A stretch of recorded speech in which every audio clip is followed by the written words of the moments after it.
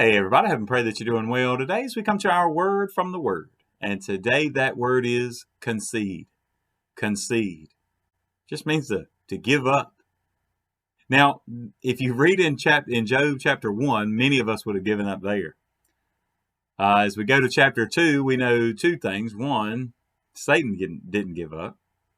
The Lord again says, have you considered my servant Job? And he says, don't you remember, Satan, that what you tried before, it didn't work. He is still a godly man. And so Satan, of course, being the accuser that he is, he says, well, that's because you hadn't really touched him. So God says, okay, well, you can do anything to him, but you can't kill him. And you find out through all this that throughout the book of Job, throughout Job's life, and one of the first things he does is, as we'll talk about tomorrow, is he begins to basically just curse the day he was born. I wish I'd never been born at all. But right here, you would think that he stood fast. He has stood his ground. He knows that he has his integrity. That's really kind of the word that he uses a lot, and it's focusing on him knowing that he hasn't done anything wrong to deserve punishment, is the way he's looking at it so often. And so today you see that if you read through Job chapter 2, you see that now Satan does come after Job and his body, and he's got these horrible boils, and just you look them up and think about, medically speaking, how nasty this would have been, how painful it would have been, just ridiculously difficult to deal with. And so then you have his wife, Job's wife, and I know she gets a bad rap, and in this, and even in this statement, and I think there's a lot of ways to look at it. But I heard one comedian, I'll tell you just the funny side, and then we'll get to the serious part. I know one comedian that said, hey, said that Satan took everything from Job, but then left his wife, and said, anyway, you just kind of think about that. I think I also look at it on the serious side. I believe that the reason that this is just me and my spiritual sanctified imagination, and I've read some commentators that kind of take this view, that I believe that because Job and his wife, as God viewed, were one flesh, that Satan couldn't touch her either, because they were one flesh. And that's, like I said, that's just me, but it is something to look and to see what she says here, right? In Job chapter 2, looking at verses 9 through 10, says, then his wife said to him, do you still hold fast to your integrity? Curse God and die. But he said to her, you speak as one of the foolish women speaks. Shall we indeed accept good from God, and shall we not accept adversity? In all of this, Job did not sin with his lips. See, her argument is to concede. And there's many times where you and I would argue that, hey, maybe just giving up is the way that I'm supposed to go.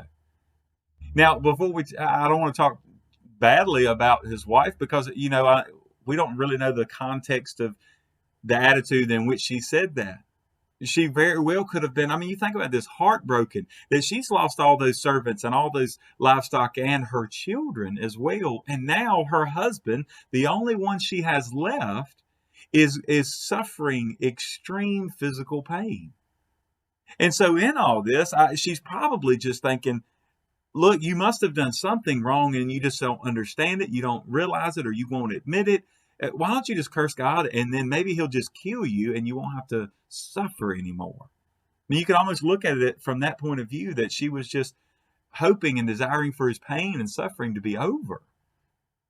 And some will look at it and say, well, no, she had a lack of faith and a wrong attitude. And the way that Job responds to her, he says, look, you're letting your emotions get the best of you. He said, don't talk like those foolish women do. We trust in God. And this shows the faith of Job and the encouragement of him being the godly example to his wife, saying, look, throw that nonsense out the window. We're going to trust God. We can't accept only the good. We have to accept the bad as well.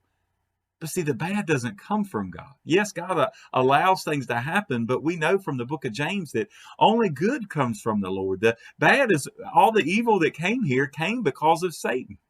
Yes, it came through trials that God allowed, and that's something that still blows our mind and is beyond our comprehension.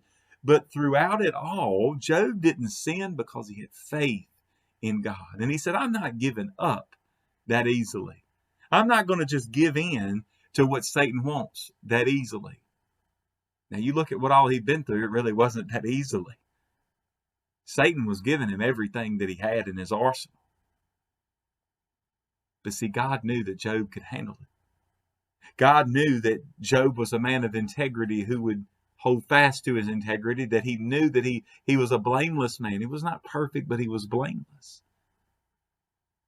I'd hate to think that Job had given up and then turned and cursed God and become, not a blameless one, but a sinner who would be it would be justified. God would be justified in killing him. God would be justified in wiping him off the face of the planet. But then essentially Satan would have won. Satan would have won his argument. But today, I don't know what you may be facing, and the enemy is whispering to you, and it may be through other people, even who are looking out for your best interest. Maybe they really just love and appreciate you, and they almost encourage you to give up. That is never the advice from God. It's never to concede.